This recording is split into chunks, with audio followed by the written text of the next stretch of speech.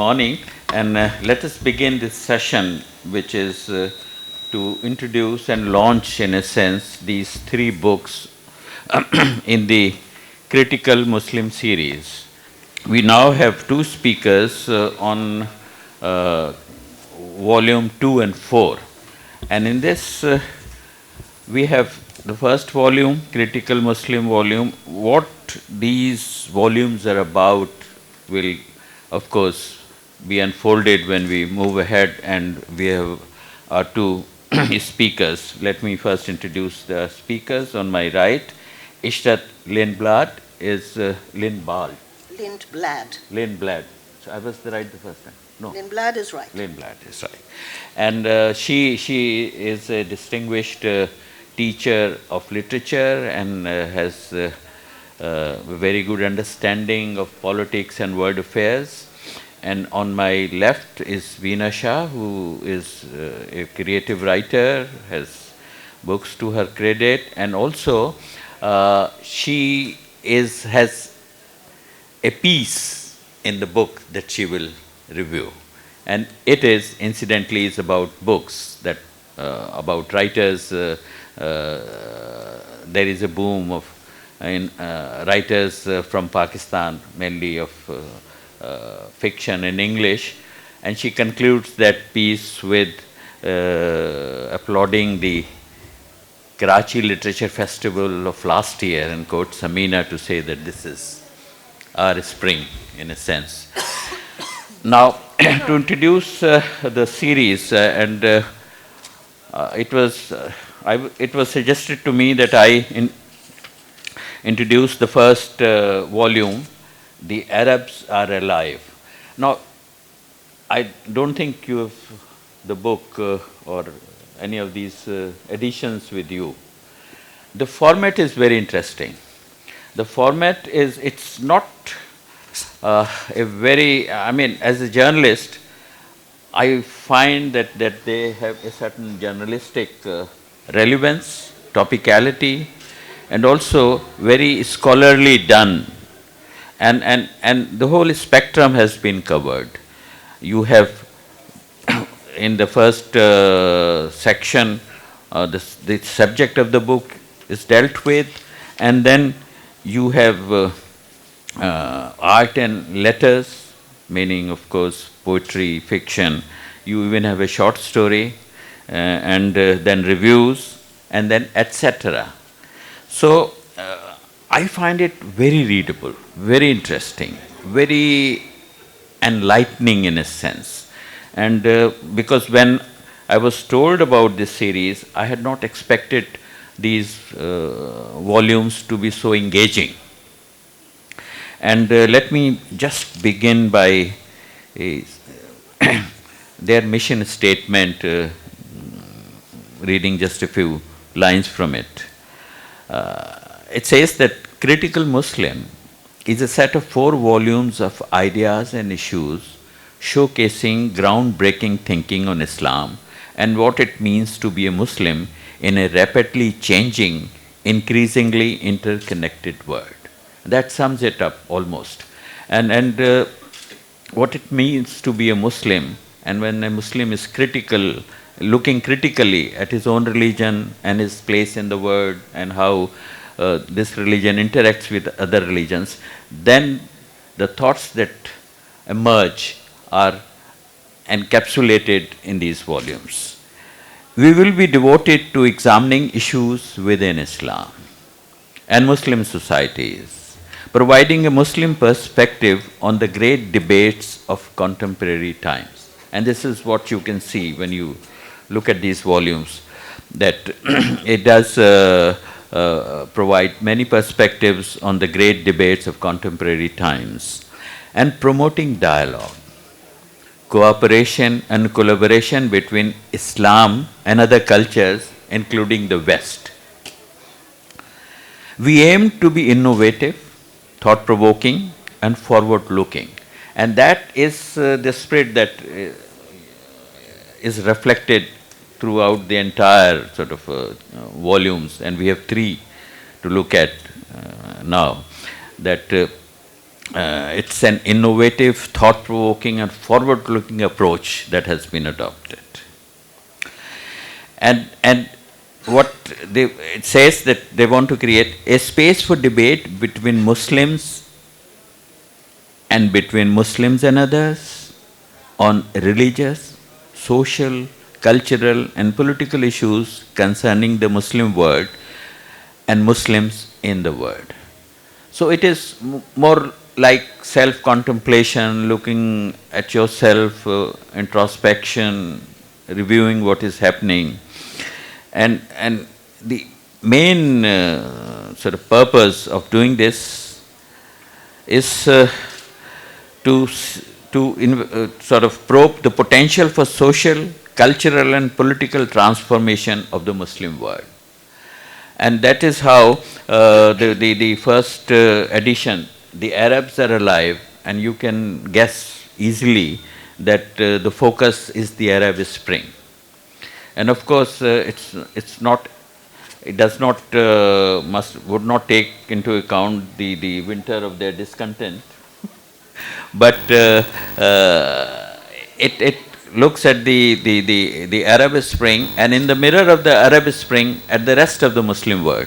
So you have even a short story by a Pakistani bright young writer, Bilal Tanveer, and you have Iran and Turkey analyzed, and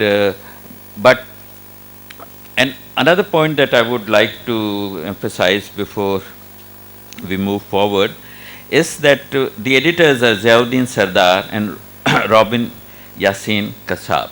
I'm very familiar with Ziauddin Sardar, and perhaps you may be familiar with this book, Desperately Seeking Paradise. And he is a very perceptive writer and critic. So with this introduction to the series and to the first edition, let's move on to Critical Muslim Volume 2, and which is the idea of Muslim. And to review this and to speak on this edition, may I request Ishrat to please begin your... Thank you very much, and thank you for your introduction. I did not know Ziauddin Sardar until I Googled him, and I was very impressed to discover that he had actually been born in Pakistan, but then moved to London, and that actually he had studied physics and information science.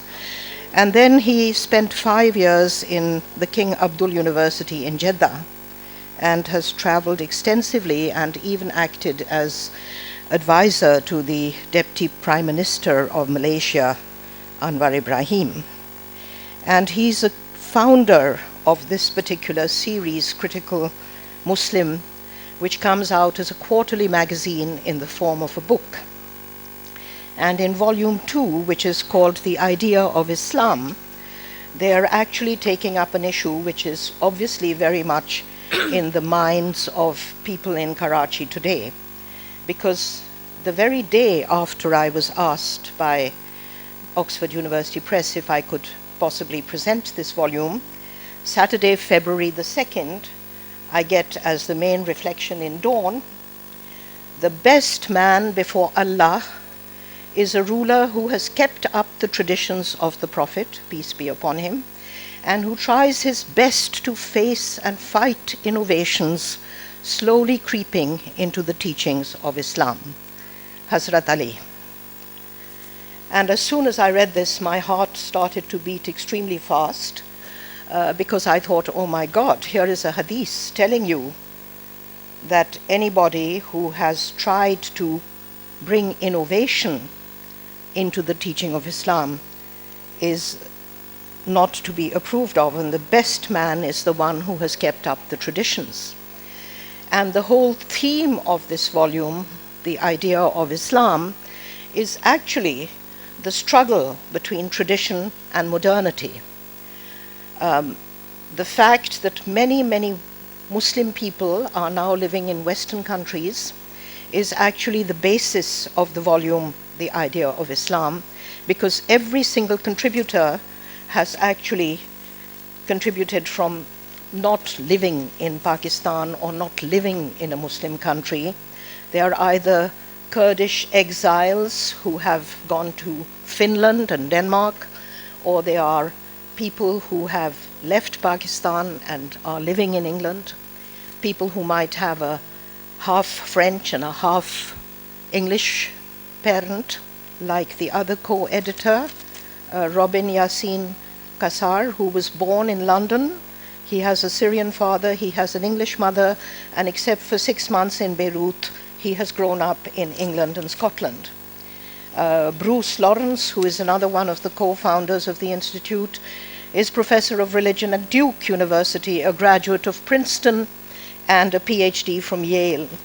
So you can see that this represents the elite, people who have had advantage of higher education in the best universities of the world, people who speak many languages. I was amazed that some of the people here speak English, French, Turkish, Spanish, Urdu, Hindi, Arabic. Some of them are listed as speaking 7 languages. And for example, one of them has actually published in French, Kurdish, and English. So you can imagine that the perspective that you are getting in this book is a very modern perspective, which challenges this statement that the best man before Allah is the one who keeps up the traditions. Then I was a little bit encouraged when 4 days later in Dawn, a wonderful article by Zubaida Mustafa appeared called The Battle of Ideas, in which she talks about a seminar about trying to muster popular support for secularism. Because, of course, the message of the modern Muslim will be that we have to learn to live in a pluralistic world, we have to be open and liberal-minded, we have to rethink our foundational values. And so there is a very severe struggle between these two ideas. And what you find in this book is a one-sided representation of the enlightened, humanistic, open-minded, secularist view. And nobody in this book really comes up to contend for the other traditional side of the picture. As Mr. Salahuddin already pointed out, the book is very interestingly divided into different sections. And the first section is called The Idea of Islam. And there I think that we have 3 or 4 essays that take up the central question of the prejudices that the Muslim world faces when they are confronted with people in the West. So Ziauddin Sardar, for example, in his introduction, which is a kind of overview of the section called The Idea of Islam, calls his essay, What's the Big Idea? And Bruce Lawrence calls his essay Muslim Cosmopolitanism, assuming that it's possible for a Muslim today to be cosmopolitan. And both of them say, what kind of Muslim do you want to be? Do you want to be the kind of Muslim who bombs the trade towers in New York and says that jihad entitles you to kill anyone who doesn't believe the same as you? Or do you want to be the example of a father in London who, when his child was killed in anti-Muslim riots and people in the Bradford community were rushing out to burn up and take revenge, he came out and he said, please, my son has died, don't let's kill anybody else's children, and argued for peace and quietened down the spirit of revenge. And Ziauddin Sardar asks, which kind of Muslim do you want to be? Similarly, Parvez Mansour, who is a Swedish linguist based in Sweden at Stockholm University, the same university as myself, asks the question, jihad, anyone? And he makes it quite clear that the concept of jihad, that is the true Islamic concept, is not this concept of struggling to defeat the people who do not believe the same as you, but rather to struggle within yourself to achieve God consciousness and the true spirit of Islam. So these are people who are very clearly on the side of modernity and secularism. Then we have 2 very interesting personal autobiographical records by women, Samia Rahman and Soha Al-Jurf. And Samia Rahman calls it the race of women. And of course, she's implying that there's a very racist attitude embedded in people's perception of what Islam does to women. The primary picture of Islam is violence against women. And living in a Western society where you have very strong emphasis on feminism and a number of people who are arguing for the feminist role, you find constantly, I face this in Sweden daily, that people ask you, how can you believe in a religion which is suppressing women, which allows men to take 4 wives, etc.? And I always enjoy teasing my Swedish feminist friends by saying, well, Islam is much more practical because they realize that people are not faithful to one another in marriage. In Sweden, you betray each other while you are married. We at least give the other person the honor of being a second wife, and we look after the first wife. So we are actually much more progressive than you are. How kind. And I also tell them that, look at us, your names immediately reveal your gender, whether you are a female or a male. But my name, Ishrat, it can be a man, it can be a woman. And my husband was totally shocked the first time he met a man called Ishrat. So there you are. We don't distinguish immediately whether you're male or female. So I keep turning the tables on them and telling them that Islam has actually been a very progressive religion. At the time that our Prophet revealed it, it was in fact making a lot of liberal reforms for women. And if we interpret the Quran Sharif in the spirit of Islam, then we would continue to place it in its historical context and to relate it to our modern situation, because nobody serves the interest of Islam by allowing the Quran to become a fossilized text. That's a question that is also raised in this book, that with all the developments in literature, in literary theory, in textual criticism, and above all, the philosophical ideas of the deconstructionists who point out that you can never determine meaning in language. I can tell you, it's quite all right. It's quite all right. Yes, it's quite all right. And the more I say it's quite all right, the more you understand that it's not all right at all. So basically, my words are telling you one thing, but the subtext is another. And applying this theory to literary texts means that you can undermine the meaning of any text. So these women who stand up and argue about the lack of discrimination against women are trying to battle against the Western preconception. The essay in the first section that I found the most challenging and the most wonderful is actually called Heretics by Karul Kashtin, who is a Kurdish person who is living in Finland. He had to flee because he was very strongly threatened in northern Iraq. And he writes about the true meaning of heretics being choice. It comes from the Greek word meaning choice. And he argues, it's a wonderful essay which I really read and reread and can strongly recommend, because it brings into focus all the issues that are facing us in Pakistan today. And finally, I was also very charmed by an essay by the scholar Ben Gidley, who talks about the relationship between the Jewish religion and the Jewish tradition and the Islamic tradition, and calls it cousin trouble. Why is it that we have moved away from the closeness that we used to feel and the tolerance that we used to feel? And then I also feel that in the section on essays, Muslim people will feel very happy, because there's an essay by Stuart Sim on the tyranny of profit. And he actually condemns the Western world, which gives us a great sense of joy that, okay, there's something wrong with them. They have given in to the tyranny of profit. And he holds up the example of Islamic banking and the spirit of Islam, which is a spirit of cooperation rather than competition, and says that maybe we could learn quite a lot by looking at the Islamic banking website and taking that.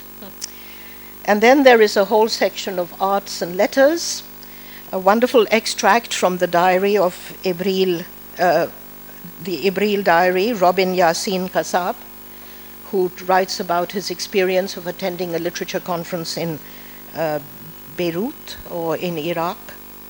And then you have wonderful poems, a montage, a short story by Amir Hossain.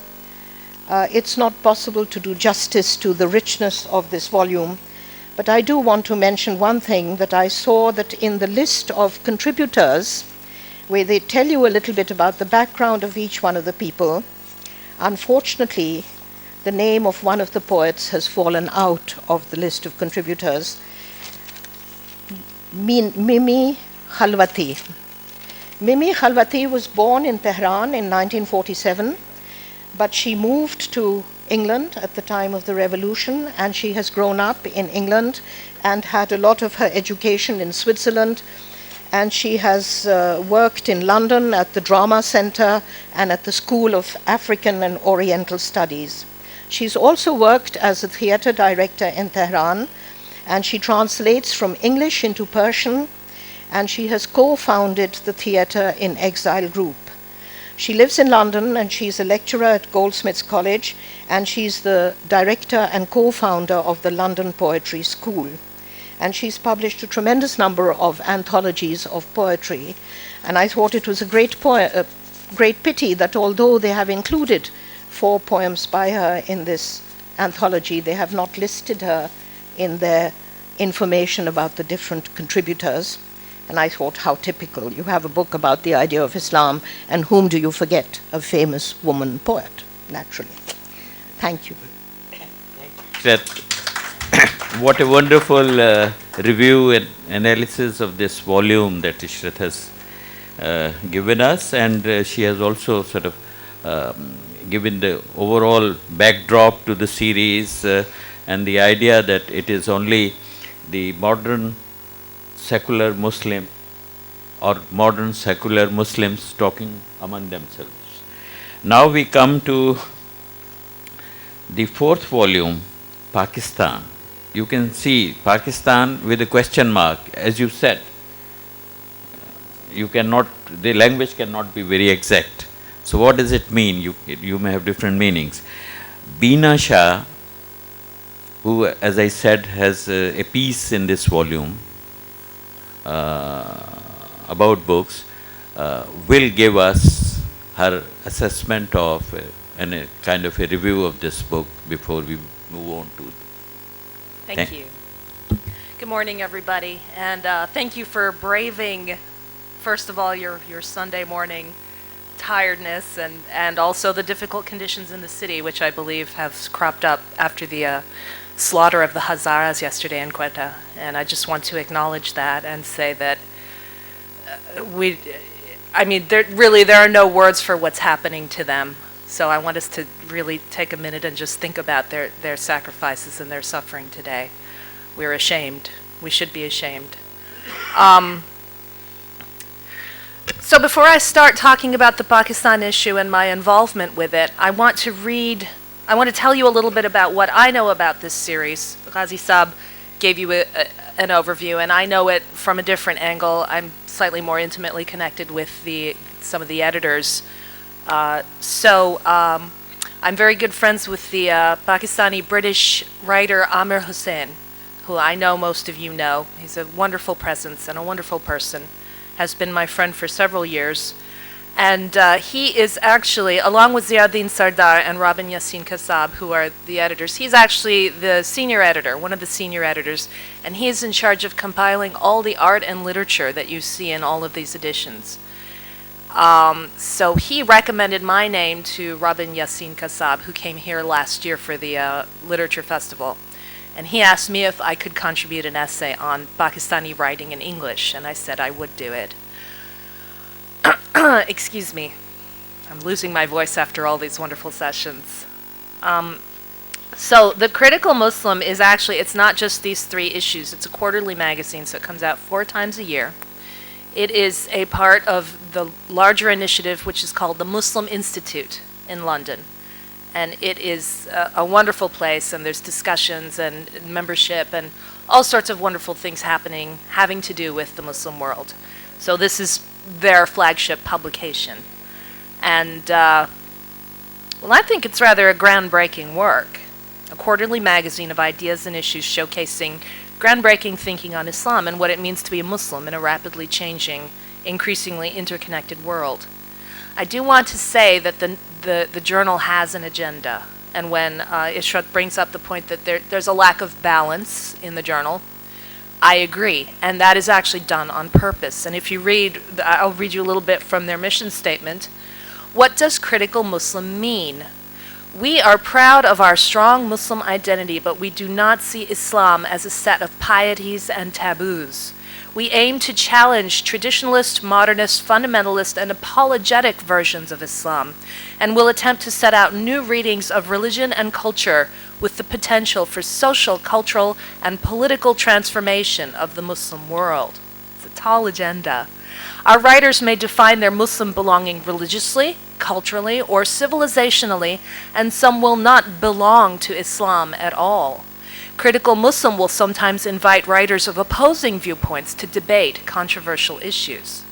So if you come to this journal looking for voices from the traditionalist arena, you're not going to find many of them. You're going to find the voices of the progressives, of the people who want to challenge, who want to question, who want to ask, what is Islam today? Why has it become what it is? Who are Muslims? What are the challenges they are facing?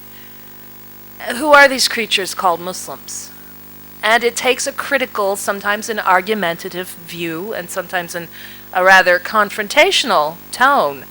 But I think that's its strength. I think that we need to embrace critique. And critical, you know, the word critical is an interesting word, because when I think of critical, I think of criticism, and I think automatically of negative criticism, because that is what we Muslims have been forced to identify with over the last 10 or 15 years. But critical in this sense is taken really as a point of analysis and a point of diving deep and a point of delving deep within ourselves to ask the important questions. And I think Islam, as we see it, especially as it is practiced in Pakistan, has lost that amazing fresh feeling of newness and of vibrancy and of being a very rebellious religion, a religion that sort of came out of the desert. And really the Prophet Muhammad ﷺ was the rebel of his day, and he was a threat to the establishment. He was a threat to the powers that be, and that's why they feared him so much. And I think that Islam has lost that spirit of challenge and of being anti-establishment and of bringing something new and revolutionary and heralding positive change. So I see this series as an attempt to bring some of that back. And again, as I said, it's not without agenda, and not everything in it is what I agree with. Not everything in it is what you are going to agree with. Even the editors don't agree with everything that's in here. They say it themselves. We aim to appeal to both academic and non-academic readerships to emphasize intellectual rigor, the challenge of ideas, and original thinking. Now, none of this is comfortable. You're not going to read this and be like, oh, it's so great to be a Muslim, I feel so good about myself. No, you're going to feel uncomfortable. You're going to feel challenged. You're going to say, well, wait a second, I don't agree with this. I have a bone to pick. That is the point of critical thinking. And we talk about, I've worked in education for a long time as well. We moan the fact that our students do not know critical thinking. All they know is ratification and memorization and obeying the teacher as the prime authority. That's the biggest thing wrong with our education today. So this attempts to challenge all of that and say, hey, let's be critical. And I also think that you can't be critical about yourself as a Muslim unless you feel very secure in your identity. And so what this does really beautifully in I think some of the other volumes, The Arabs Are Alive and The Idea of Islam, and there's another issue called Fear and Loathing, it shores up your sense of yourself as as a Muslim. It also is very big on the beautiful diversity that we have in Islam. And that is why we have so many voices and so many people who don't live in the Islamic world, who do live in the Islamic world, who journey through it, who have been in it and come out of it. I think the diversity is another one of its strengths. So having given you those introductory remarks, I will, yes, the editors do not necessarily agree with the opinions expressed by the contributors. That's very healthy. I think it's a very healthy sentiment. To not agree with something and still give it the space to be heard. How, if only our whole country ran like that, and if only our whole world ran like that, really.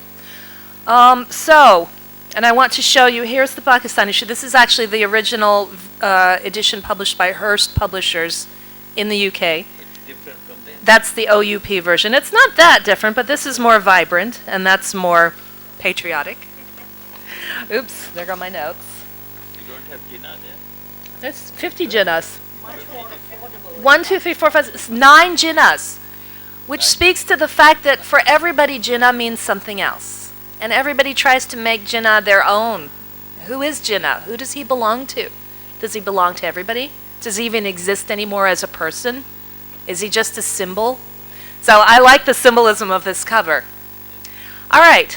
We put in that cover because Jinnah exists on our currency. Well, there's many different. Yeah, well, these are all currency notes, but different denominations. 100 rupees, 20 rupees, what have you. Well, that's great. Yes, that does look like currency. Looks like $1 more than a Pakistani money, though, to me. No, it is 100 rupees, which is $1. We don't have any. 10 rupee ka hai. It's the 10 rupee note, the least value. Okay, so the questions that Critical Muslim Pakistan asks, and Zia Sardar, who is really, he's one of the foremost thinkers of the Muslim world today. He's recognized as one of the foremost scholars. He's an expert on Andalusia and Moorish Spain. He asks the first question, what are the appropriate questions to ask about Pakistan? Why are things the way they are? So that's the first question.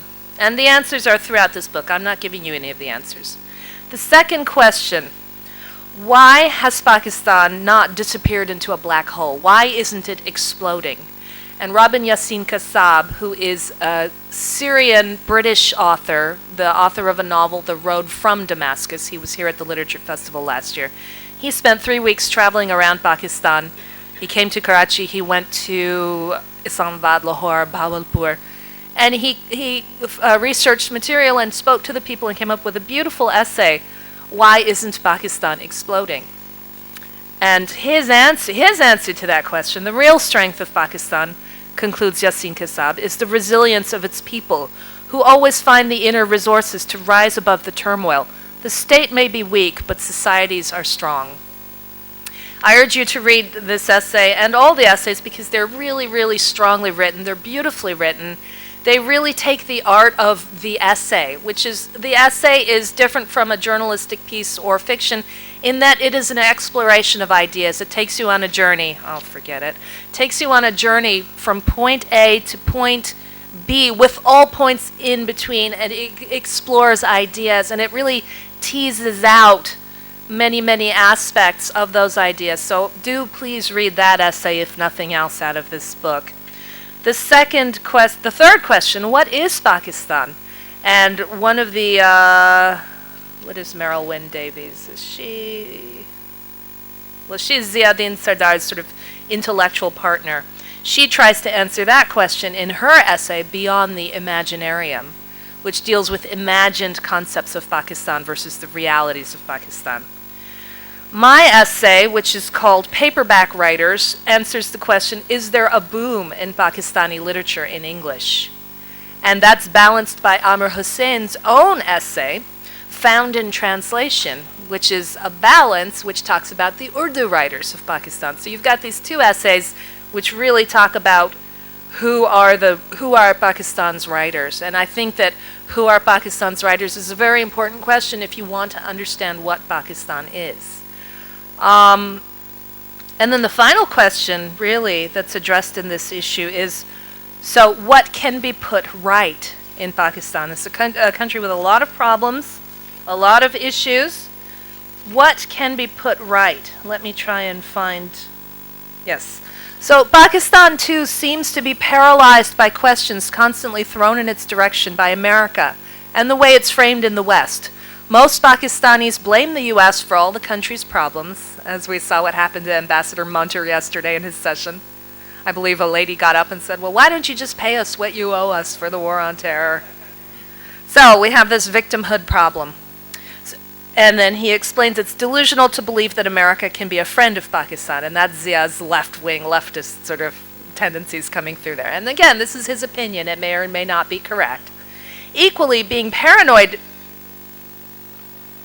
This was the call for you to conclude. To stop. No, I'm not stopping yet. Hang on. I've got a few more things to say. It's delusional to believe that America can be a friend of Pakistan. Equally, being paranoid about America or perpetually looking for conspiracies, a favorite pastime of Pakistanis, can be fatal for Pakistan. Self-discovery. Pakistan needs to discover itself and reflect on the testimony of the magic of its societies and the heroic deeds of its ordinary citizens. Pakistan needs to consider what determines the fate of nations. Can a nation exist as a surrogate of an imperial power, or can it determine its own destiny? Ultimately, Pakistan's problems are its own creation, and only Pakistan can solve them. The country is in dire need of questions that focus the mind towards self-reliance and self-assertion. A better way for a nation to improve its self-esteem is to correct its deficiencies, reorient itself by ditching obscurantist dogma, and reinventing tradition. Rebuilding with the resources of heritage and culture is a much bigger challenge. So the question all Pakistanis should be asking is, what can be put right? Or more appropriately, what can we put right? The answer is almost everything in every segment of Pakistani society has a share of responsibility. Thank you. Thank you, Beena. And now that we have only about 10-15 minutes for questions and answers or comments, I think we should go straight to comments rather than questions, because the speakers here have also reviewed their volumes. And I think the main issue that would come, I mean, we begin from there, is the issue that Ishrat had highlighted at the initial kind of argument is it worthwhile to be talking only among the modernist, pro-secularism crowd, or do we necessarily need to engage with the more fundamentalist and those who we disagree with, considering that it's our creed that demands dialogue and interaction. So that is one issue that I think some of our I see some very distinguished people in this otherwise small gathering, and I think that is something that should I invite individuals, or would you? Dr. Arfa Sayeda, and then yes. Where is the mic? Wonderful, wonderful, no problem. No problem.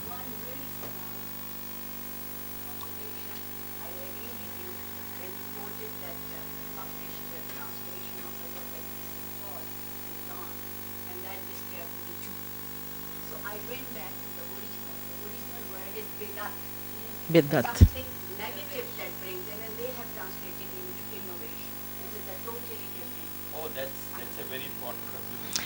And actually that proves my point about the problem of language, because every time we read the Quran Sharif, it's a question of which synonym you choose. We really need an Arabic speaker to tell us what the word bidat means. And as you know, every word in Arabic has about 19 different translations, and I would almost guess, does anyone speak Arabic here? Yes. What does bidat mean? Assalamu alaikum. The word bid'ah is from bada'a, Uh-huh. which means begin something. Okay. One of the names of Allah is Al-Badi'. In Urdu we also say ibtada karna. Okay. So it's the same root. It means to start something afresh. Bada'a, bida'. You see all the occurrences of the word in the Quran, it has this recipe. Okay, so it does mean to start something new, which Is innovation. innovation, but it can be initiation. But I mean, almost to me, that almost speaks of distortion as well. So maybe that could be something we need to think Straying about. from the path. Sorry, Yeah. that is But religious ye- meaning that religious scholars Kamal have. al I see. Thank you. There's a distinction between the meaning of the word in language Yes. and meanings of words which are within the discourse. Very true. Like jihad. Very true. Linguistic meaning of jihad is jahada means make an effort. That's so true. But we understand jihad as a more. Okay, we need to get going. Thank you so much. आप आपके पास आएंगे लेकिन पहले कमाल असफर साहब जी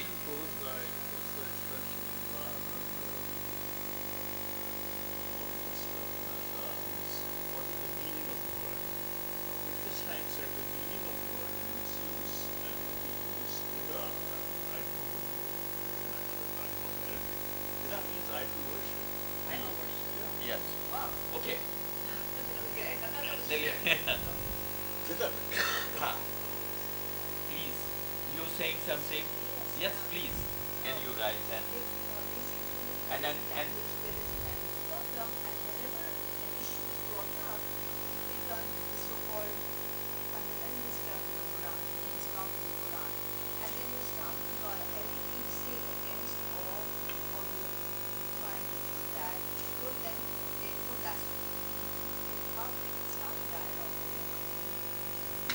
then your point is that we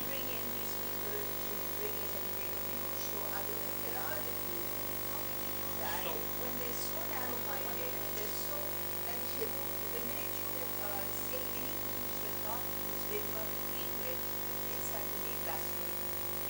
so you mean that there is communication with them is not possible or it's not advisable You should speak in the mic. both yes You do not have your mic on. Because they take the so-called so she's thank you so much sure yes I really appreciate what the problem that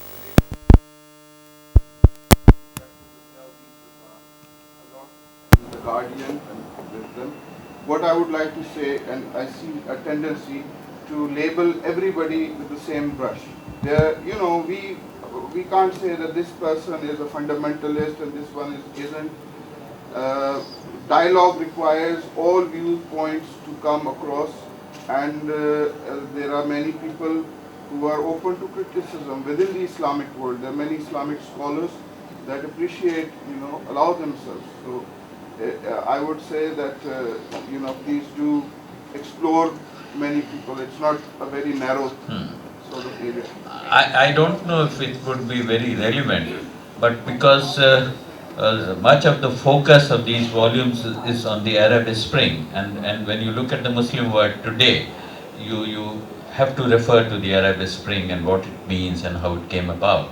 But there are some critics who say that the seeds were sown when UNDP issued this Arab Human Development Report in 2002, which was drafted entirely by Arab intellectuals. And that report was so shocking. The information that it sort of brought to the Arab world, it was so shocking that they began to think about it, and there were seminars on it and some kind of an intellectual ferment. Let me tell you what was shocking.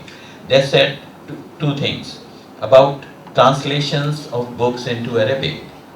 And it said that the books translated into Arabic every year are equal to 1/5 of Greece. Then they said that books translated into Arabic in 1000 years since Mamun Rashid equal to the books translated in Spain every year. Now this was really shocking for the Arabs. That report is available on Google, anyone can go and check it. And the report, in conclusion, identified 3 deficits. One, the knowledge deficit. 2, the freedom deficit, and 3, status of women.